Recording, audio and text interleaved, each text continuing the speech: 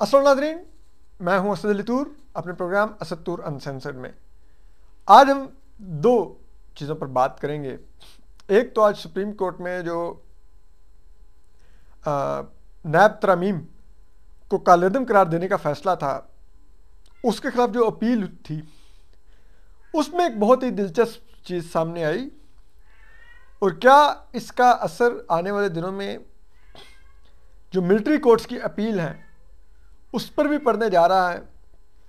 इस सब पर ज़रा अहम आज कुछ चीज़ें सामने आई, वो बात करेंगे। जबकि दूसरी जो चीज़ बहुत ही दिलचस्प तो नहीं है, ये तो परेशान कुन है। पहली दिलचस्प थी लेकिन दूसरी एक परेशान कुन है। वो है जो एक पॉडकास्टर हैं इमरान नौशाद, वो लापता हुए हैं। उनको क्यों लापता किया गया है, ज़रा इस पर भी बात करेंगे। तो चलिए इमरान नौशाद से स्टार्ट लेते हैं। ये एक पख्तून बच्चा है और बुनेर से इनका ताल्लुक़ है और ये पॉडकास्टिंग करते हैं उस रीजन में मिलिटेंसी और दीगर पख्तून मसाइल पर, और कहीं ना कहीं दीगर बहुत से पख्तूनों की तरह ये मिलिट्री इस्टेब्लिशमेंट को कहीं ना कहीं क्रिटिसाइज़ भी करते हैं, बट नॉट लाइक के ये कोई बहुत क्रिटिक है मिलिट्री इस्टेब्लिशमेंट के। लेकिन ज़ाहिर बात है, कहीं कोई बात हो रही हो, कोई बात ऐसी नेगेटिव हो, तो उसमें एक क्रिटिसिज्म का जुमला, दो जुमले होते हैं, दैट इज़ फेयर। गुज़िश्ता दिनों पीटीआई ने, और ये इतनी घटिया जमात है पीटीआई, ये अपने प्रोपेगेंडा के लिए लोगों के कहे हुए जुमलों को उठा के सोशल मीडिया पे प्रोपेगेंडा करते हैं और फिर कहते हैं कि फ़ौज इनको क्यों नहीं उठाती। अगर ये जमात वाकई सिविलियन सुप्रीमेसी की हामी हो तो इसका आर्गूमेंट ये नहीं होना चाहिए कि हमें फ़ौज क्यों उठा रही है। हम क्रिटिसाइज़ कर रहे हैं ना कि पीटीआई के लोगों क्यों उठा रहे हैं, क्यों मिलिट्री कोर्ट में ट्रायल कर रहे हैं इनका, क्योंकि हमारी एक प्रिंसिपल पोजीशन है कि ये किसी भी सियासी जमात के साथ नहीं होना चाहिए। ये एक फाशिस्ट जमात है, अपने साथ हो तो रोते हैं, किसी और को देखे तो कहते हैं इसको क्यों नहीं उठाया। ईमान मज़ारी ने पीटीएम के जलसे में तकरीर कीजिए, ईमान मज़ारी को क्यों नहीं गिरफ्तार किया, वो होगी गिरफ्तार फिर। ओह, ये सब तूर क्यों जर्नलों के नाम लेता है, इसके खिलाफ क्यों नहीं कार्रवाई करते। और ये देखो जी, इमरान नौशाद ने अपने पॉडकास्ट में क्या बात की है। ये इस किस्म की गलीज और घटिया जमात है, इतनी फाशिस्ट जमात है। इसीलिए कभी कभी ये लगता है कि इनके साथ जो हो रहा है बिल्कुल ठीक हो रहा है, दे डिजर्व इट। लेकिन फिर हम कहते हैं कि यार एक प्रिंसिपल हमारी पोजीशन है, ये चीज़ गलत है, तो वो हमारे बदतरीन दुश्मन के साथ भी होगी तो हम उसकी मुखालफत करेंगे। लेकिन इस जमात में कोई इंसानियत नाम की चीज़ नहीं है। अब वो इमरान नौशाद ने एक पुरानी पॉडकास्ट थी, वो पिछले दिनों लगा दी, इन्होंने उसके क्लिप लगा लगा के उस बेचारे के ख़िलाफ़ 3 दिन वो प्रोपेगेंडा किया कि अब उसको परसों रात को लाहौर में वो एक पॉडकास्ट करने गया था, वहाँ से उठा लिया गया। उसके घर बुनेर भी रेड किया गया, वहाँ पे उसका छोटा भैया है अदनान नौशाद, उसको भी उठा लिया गया। अब वो लापता हैं। अब एक एफआईआर, एक फ्रिवलेस सी काट दी गई है कि जी इदारों के खिलाफ प्रोपेगेंडा करता है, और उस पर भी अभी तक कोर्ट ऑफ लॉ में प्रोड्यूस नहीं किया। ठीक है, अब मुझे चीज़ नहीं समझ आ रही है इस्टेब्लिशमेंट की पॉलिसी, क्यों इस मुल्क में लोग लापता हों जो फौज को क्रिटिसाइज़ करें। क्यों आखिर लापता हों, कौन सा जुर्म बन गया है फौज को क्रिटिसाइज़ करना। हम आपकी पॉलिसियों के नाकिद होते हैं ना यहाँ पे लोग, आप वो पॉलिसियाँ तर्क कर दें। आप पॉलिसी तर्क करने को तैयार नहीं है और लोगों को उठाए जा रहे हैं। क्या है वो बच्चा, 20-25 साल का बच्चा है, क्या क्या बता देगी अगर उसने 2-4 जुमले कह दिए या उसने एक पॉडकास्ट कर दिया किसी के साथ जिसमें आपको क्रिटिसाइज़ किया गया, उससे कौन सी क्या बता देगी, कौन सा मुल्क में तलातुम मारेगा। आप हम मिसालें देते हैं कि जी वो पीटीआई के लोगों ने हमला कर दिया, तो वो एक जमात ने पूरा, एक उनके लीडर इमरान खान ने एक डायरेक्शन सेट की मिलिट्री इस्टेब्लिशमेंट की तरफ। फिर जाके जब वो गिरफ्तार हुआ तो वो जज्बाती नौजवान आपके कंटोनमेंट्स में घुसे। एक आधा कोई इंडिविजुअल जिसकी को चंद 100 या चंद हज़ार की यूट्यूब या ट्विटर पे फॉलोइंग होगी, मैंने उसका ट्विटर हैंडल देखा, सारी 1500 उसके फॉलोअर हैं। आप एक 1500 फॉलोअर वाले से भी डरते हैं कि वो बोला क्यों? इतनी कमजोर है, एक न्यूक्लियर आर्म मुल्क है हम लोग, इतने कमजोर हो गए हैं, इतने डरे हुए हो गए हैं, इतने इनसिक्योर हो गए हैं, कोई अक्ल नहीं। मैं हमेशा इस चीज को क्रिटिसाइज करता हूँ कि मत लोगों को लापता करें, लोगों को करने दें इख्तलाफ, लोगों को क्रिटिसाइज करने दें, कोई क़यामत नहीं आएगी, कुछ नहीं होगा, ये मुल्क नहीं कमजोर होगा, इवन के फौज भी कमजोर नहीं होगी एज इदारा। इदारे मजबूत होते हैं इस क्रिटिसिज्म से, वो सोचते हैं कि अच्छा क्या हमने चीज़ गलत तो नहीं की थी, अगर गलती उनको भी एहसास हो जाए वो उसको करेक्ट करते हैं। लेकिन अगर इदारे कहें कि हम तो क्रिटिसिज्म करने ही नहीं देंगे, ऐसी की तैसी कोई करके दिखाए उठा के ले जाएंगे, तो फिर उन इदारों में कोर्स ऑफ करेक्शन का तो फिर ख़त्म ही हो गया मामला। ये तो फिर जिसकी लाठी उसकी भैंस चल रहा है इस मुल्क के अंदर। इस मुल्क को क्यों नहीं आप एक नॉर्मल मुल्क बनने देना चाहते कि जहाँ पे लोग अपनी मर्जी की राय रखें, सोचेंगे तो शायद कुछ बेहतर करेंगे। आप कहते हैं कि नहीं, हमने सो कॉल्ड मुहिब्बे वतन के नाम के ऊपर लोगों को एक भेड़ों का रेवड़ बना के रखना कि जिस साइड पे हम हंकेंगे उसी साइड पे चलेंगे, उससे हट के जो भेड़ों का बाहर निकलेगा लश्कर में से, जो एक भेड़ बाहर निकल के दूसरी सिमत को चलने की कोशिश करेगी, हम पकड़ के ज़िबा कर देंगे। ये मुल्क बना दिया आपने। मैं सोच रहा हूँ उस इमरान नौशाद की बेचारी की माँ क्या सोच रही होगी, उसके बहन भाई क्या सोच रहे होंगे, उसके रिश्तेदार क्या सोच रहे होंगे, उसके दोस्त यार क्या सोच रहे होंगे। सबसे बढ़ के मुझे तो सबसे ज़्यादा हमदर्दी ही इमरान नौशाद की माँ के साथ हो रही है कि वो क्या सोच रही होंगी कि कैसे मुल्क में रहती हैं, उनका बेटा गायब कर दिया उस मुल्क ने। जिस रियासत की जिम्मेदारी आईने पाकिस्तान के साथ हमें जानो माल का तहफ़्फ़ुज़ देना है, उसी रियासत ने जब ये काम छोड़ के उल्टा हमारी ही जानो माल के पीछे पड़ दें, तो फिर उस मुल्क का क्या रह जाएगा? वो माँ क्या सोचती होगी, अभी किस कर्ब से गुजर रही होगी, नहीं पता उसको इमरान नौशाद कहाँ पर है, किस हालत में है। खुदारा छोड़िए, करने दीजिए, लोगों को कहने दीजिए, कोई क़यामत नहीं आती। आप बताइए ना, पीटीएम इतने अरसे से आपको क्रिटिसाइज कर रही है, आपने क्या कुछ नहीं किया पीटीएम के खिलाफ? कितने पीटीएम वालों ने फौजी तनसीबात के ऊपर मुसल्लह हमले किए हैं,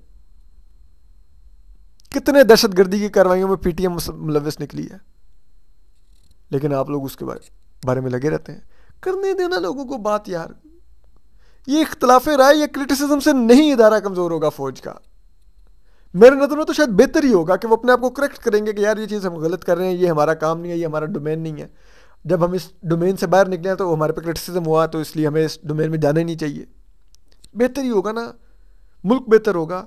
मुल्क बेहतर होगा तो मुल्क स्ट्रांग होगा, मुल्क तरक्की करेगा तो फौज भी मजबूत और तरक्की करेगी, फौज का भी बजट बढ़ेगा, फौज वालों की भी। कम ऑन, सोचें, कुछ अकल करें, क्या कर रहे हैं?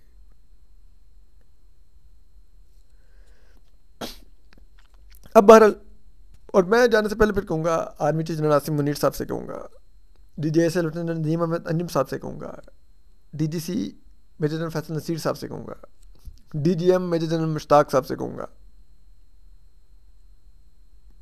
जाने दीजिए इमरान नौशाद को, कुछ नहीं है, उसने कुछ गैर कानूनी नहीं किया, लेट हिम गो। इस मुल्क को एक नॉर्मल मुल्क बनने दें खुदा के लिए। अब आगे आ रही है कि आज वो अपील्स थी, उसमें आज मखदूम अली ख़ान साहब की जगह आज उनके ही एक एसोसिएट रहे हैं साद हाशमी, वो पेश हुए, अटॉर्नी जनरल मंसूर उस्मान अवान पेश हुए, और फ़ारूक एच नायक साहब पेश हुए। इन अपीलों को उन्होंने चैलेंज किया। इस नैब के जो वो तरामीम है उनको कलअदम करार देने वाले फैसले को चैलेंज किया, जो कि 3 मेंबर बेंच का था। तो प्रैक्टिस एंड प्रोसीजर बिल के तहत आपको एक अपील का राइट मिलता है, और वो अपील जिन जजेस ने फैसला दिया होगा वो जजेस उस बेंच का हिस्सा नहीं होंगे, और वो बेंच उस बेंच से बड़ा होगा जिस बेंच ने फैसला दिया होगा। लाइक वो 3 मेंबर बेंच ने फैसला दिया था, ये 5 मेंबर बेंच आज बना था। इसमें चीफ जस्टिस काजी फ़ाइज़ ईसा थे, इसमें जस्टिस जमाल खान मंदोखेल थे, जस्टिस अतर मिल्ला थे, जस्टिस हसन नज़र रिजवी थे, जस्टिस अमीनुद्दीन खान थे, और ये जो 5 रुकनी बेंच था, आप कह लें कि ये 5 सूबों की नुमाइंदगी रखता था। चीफ जस्टिस काजी फाइज साहब बलूचिस्तान से, जस्टिस जमाल खान मंदोखेल बलूचिस्तान से, जस्टिस हसन रज़ा रिजवी सिंध से, जस्टिस अमीनुद्दीन खान पंजाब से, जस्टिस अतर मुल्ला इस्लामाबाद और केपी दोनों की नुमाइंदगी कर रहे थे। इस्लामाबाद हाई कोर्ट से एलिवेट होकर आए हैं और पख्तून है तो केपी की भी नुमाइंदगी कर रहे थे। तो एक जो वफाक का इज्तिमाई शऊर होना चाहिए वो इस बेंच में मौजूद था। तो आज लेकिन साद हाशमी साहब ने एक बड़ा इंटरेस्टिंग पॉइंट उठाया और पहले दिन ही उनका पॉइंट काम भी कर गया। आज वो खुद कह रहे थे कि उनका पहला सुप्रीम कोर्ट का केस था बतौर सुप्रीम कोर्ट के लॉयर। उनको भी नया नया सुप्रीम कोर्ट का मिला है लाइसेंस। एंड आई रिमेंबर वो पनामा के दौरान भी मखदूम अली खान साहब के साथ होते थे उस बेंच में। वो के सामने वो जो मखदूम अली खान साहब आर्गू कर रहे थे तो वो उनके एसोसिएट थे उस वक्त। तो आई रिमेंबर हम उनको पुराना देख रहे हैं। He is a smart and good lawyer. तो उन्होंने आज जो आर्गूमेंट किए, उन्होंने जो एक नुक्ता उठाया बड़ा दिलचस्प था, जिस पर बेंच भी एक दफ़ा रुक गया अपनी जगह पे। और वो नुक्ता ये था कि उन्होंने कहा कि जो नैब तरमीम जो उड़ाई गई हैं, ये एक 3 रुकनी बेंच ने सुना ये केस, और प्रैक्टिस एंड प्रोसीजर लॉ आने के बाद उसमें तय कर दिया गया था कि कोई भी आईनी पिटीशन जो आर्टिकल 184(3) के तहत टेकअप की जाएगी वो कम अज कम 5 रुकनी बेंच सुनेगा। तो उस पर उन्होंने कहा कि ये जो बेंच था ये बेंच सुन ही नहीं सकता था 3 रुकनी। तो उस पर चीफ जस्टिस काजी फाइज साहब ने फिर कहा कि ये तो बड़ा अहम नुक्ता है। तो अगर आपका आर्गूमेंट ये है तो फिर पहले तो हम ये डिसाइड करेंगे कि प्रैक्टिस एंड प्रोसीजर बिल के तहत 3 रुकनी बेंच ने ये केस ठीक सुना या नहीं सुना। अगर ये केस 3 रुकनी बेंच नहीं सुन सकता था तो फिर ये नहीं होगा कि हम केस के मेरिट्स सुनेंगे, हम इसी पॉइंट के ऊपर डिसाइड करके इसको फैसले को कालेदम करके मामला 0 पर ले जाएंगे कि जहां पर इमरान खान साहब की पिटीशन अलाइव हो जाएगी कि वो पिटीशन पे नए सिरे से केस चल सकेगा। और उसमें फिर वो 3 रुकनी कमेटी एक नया बेंच बनाएगी 5 रुकनी या 5 रुकनी से बड़ा, लेकिन ये जहन में रखते हुए कि वो बेंच इतना बड़ा ना हो कि बाद में जब अपील का मामला है तो इतने जजेस अवेलेबल ना हो अपील सुनने के लिए। तो मैक्सिमम 7 रुकनी बेंच सुन लेगा वो केस। तो वो फिर मामला वहाँ पर चला जाएगा। इस दौरान जस्टिस अतर मुल्ला ने बड़े अहम रिमार्क्स दिए। उन्होंने कहा कि वो कानून जो पिछले कोर्ट ने मुअत्तल कर रखा था, मेरी नज़र में तो कोई भी कानून मुअत्तल नहीं हो सकता, या कालेदम होता है या कानून रहता है। तो इन निकात के बाद जो फारूक चनायक साहब थे उनकी दलील थी कि आप फ़िलहाल वो फैसला मुअत्तल कर दें या कम से कम उसका पैराग्राफ 49 और 51 सस्पेंड कर दें, जिसके तहत जो केसेस हैं वो बहाल होकर वापस नैब कोर्ट्स में जा चुके हैं और वहाँ पर उनका ट्रायल शुरू हो गया। तो चीफ जस्टिस काजी फाइज ने उनको कहा कि देखिए अगर हम ऐसा कर देंगे तो वहाँ पर सब कुछ रुक जाएगा। जस्टिस अतर मुल्ला ने कहा कि अगर ऐसा कर देंगे तो फिर ये होगा कि पहले तो ये था कि जब ये तरामीम आई तो उनके तहत जो ये केसेस थे नैब के पास, ये और डिपार्टमेंट्स को FIA एंटी करप्शन वगैरह को चले गए।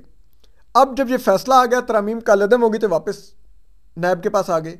अब अगर हम नैब वाला फैसला ही सस्पेंड कर देंगे तो ना तो वो केसेस नैब के पास रहेंगे और ना ही वो रेलिवेंट डिपार्टमेंट्स को जा सकेंगे। तो किसी को भी इस मुल्क में स्कॉट फ्री नहीं जाना चाहिए। अगर किसी ने कुछ किया हुआ है तो वो ट्रायल तो कहीं ना कहीं तो उसका चलना चाहिए। तो इस पर चीफ जस्टिस काजी फाइज ने कहा कि हम ये कर देते हैं कि हम ये कह देते हैं कि ट्रायल चले, लेकिन ट्रायल के कंक्लूजन पर फैसला ना दिया जाए जब तक कि हम यहां पर ये डिसाइड ना कर दें ये अपील। और उसके लिए उन्होंने कहा कि हम पहले फिर ये अपील को भी ज़ेर इल्तवा डाल देते हैं तब तक जब तक हम प्रैक्टिस एंड प्रोसीजर बिल का डिटेल फैसला मत जारी कर दें, जिस डिटेल फैसले की रोशनी में ये क्लियर हो जाएगा कि 3 रुकनी बेंच जो चीफ जस्टिस साबिक जो थे उमर अता बंदयाल, जस्टिस जाजिल हसन और जस्टिस मंसूर अली शाहवाला, वो ये केस सुन सकता था कि नहीं, प्रैक्टिस एंड प्रोसीजर बिल वाली कमेटी की रोशनी में और उसकी एक शिक के तहत के 5 रुकनी बेंच मिनिमम सुनेगा, जबकि ये केस 3 रुकनी बेंच ने सुन लिया हुआ है, या फिर हम जो भी उस वक्त करेंगे तय, तो उन्होंने कहा वो उसकी रोशनी में तय हो जाएगा। तो ये सब कुछ करने के बाद फिर उन्होंने ये फैसला लिखवा दिया, और उस फैसले के एंड में जो एक दिलचस्प चीज़ हुई, तो उन्होंने जब वो नोटिस कर रहे थे जो रिस्पोंडेंट्स थे इन अपील्स में, उसमें एक तो उन्होंने नैब को नोटिस किए, दूसरा उन्होंने इमरान खान साहब के लिए उन्होंने खुसूसी तौर पे अपने ऑर्डर में लिखवाया कि इस ऑर्डर की कॉपी जेल में इमरान खान साहब को सुपरिटेंडेंट जेल अडयाला के ज़रिए डिलीवर की जाए, क्योंकि वो भी अब रिस्पोंडेंट है ना। जब अपील एक फैसले के खिलाफ गई है, जो फैसला उनके हक़ में आया हुआ है, तो अब उनको अपने फैसला अपने हक़ में आए हुए फैसले का दिफा करना है ना, तो उसके लिए अब उनको कॉपी जेल में डिलीवर होगी। तो ये आज हुआ है, लेकिन इसके बहुत से लोग बातें कर रहे थे कि इसका मतलब फिर तो मिलिट्री कोर्ट वाली अपील भी लटक जाएगी, और वो कहेंगे कि जी वो तो प्रैक्टिस एंड प्रोसीजर बिल का डिटेल फैसला आ जाए, लेकिन वो नहीं लटकेगी, क्योंकि प्रैक्टिस एंड प्रोसीजर बिल कहता है कि मिनिमम 5 रुकनी बेंच आर्टिकल 184(3) के तहत उठाएगी, आईनी सवाल को देखेगी। तो मिलिट्री कोर्ट का फैसला 5 रुकनी बेंच ने ही दिया हुआ है, तो वो जब भी अपील आएगी वो फौरी फिक्स हो जाएगी और उसका फिर ट्रायल चलेगा। लेकिन नैब वाला अभी मामला लटक गया है। अपना ख्याल रखिए। अल्लाह हाफिज़।